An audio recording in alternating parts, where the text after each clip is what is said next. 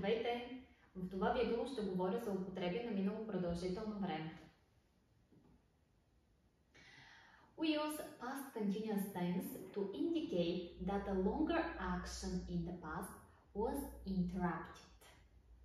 Използваме минало продължително време, за да покажем, че продължително действие в миналото е било прекъснато. The interruption is usually the shorter action in simple past. А действието, което прекъсва продължителното действие, обикновено се изразява с минало просто време. Например, I was watching TV when she called. Докато гледах телевизия. Тоест, аз гледах телевизия, когато тя звънна. Продължителното действие е това, че аз гледам телевизия, а краткото действие е позвъняването от нейна страна. Also, we can use a specific time as an interruption. For example, last night. It expresses the idea that both actions were happening at the same time. Също така с минало продължително време може да покажем, че две действия в даден минал момент се извършват паралелно. For example, I was studying while he was making dinner. Аз учех е едното действие, а другото действие аз правех вечеря. Докато аз учех, той правеше вечеря. Това са две продължителни действия в даден минал момент. Две паралелни действия, които се изразяват с минало продължително време.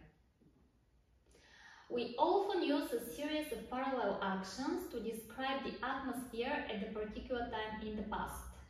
Това, което казах, обикновено използваме това време, за да опишем една обстановка в даден минал момент.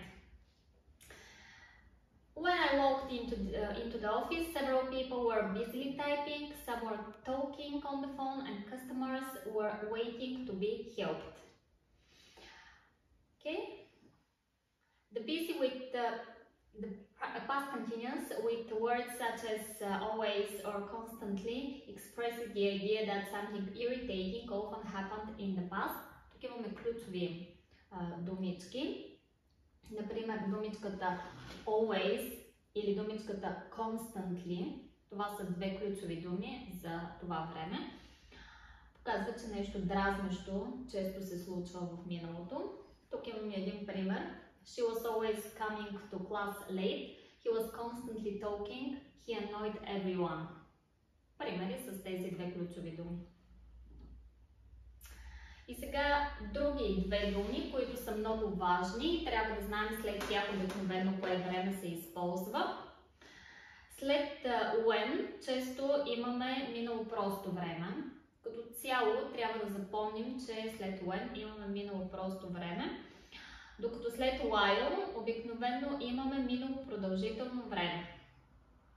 Това са два ключа, които са важни, трябва да се знаят и съответно по-лесно ще изберем кое време да използваме. If you like the video, subscribe the channel.